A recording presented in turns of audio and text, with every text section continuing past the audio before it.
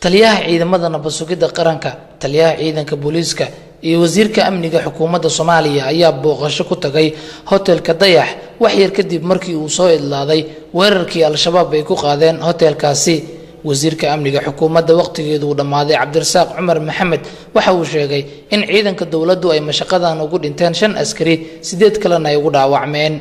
dhimashada iyo dhaawacan rabaa inaan wax ka yiraahdo ciidamada amniga waxa kaga dhintay 3 qofood min booliis ah iyo 2 ciidamada niisa ah. ayagana waxay ahaayeen dad mujaahidiin ah oo ilaahay dartiisu dhintay. ilaahay waxaan rajaynaynaa inuu jannada firdawsi uu geeyo.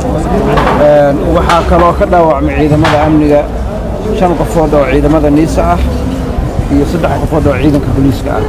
xarakada al-shabaab oo horey weerar badan ugu qaaday hoteelada ku yaala Muqdisho ayaa sheegatay mas'uuliyadda weerarkan. saraakiisha gurmadka degdega ayaa saxaafaddu u xaqiijiyay inay qaadeen in ka badan 20 qof oo dhimasho ah iyo dhaawac ku dhawaad 40 ruux. sidaas la mid ah shacabka waa la socotaan baabuurkii markuu soo galay qaraxa waday qaraxa baabka oo hotelka banaankiisa laamiga Makal Mukarrama maqaayad ku taalay iyo dhaawac dad shacab ay joogeen dhaawac buu u geystay.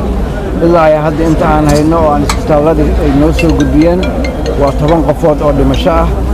dhaawaca labada hospitaal ee Madiina iyo Daarushifa la geeyay marka la isku darana waa 51 qofood oo dhaawac.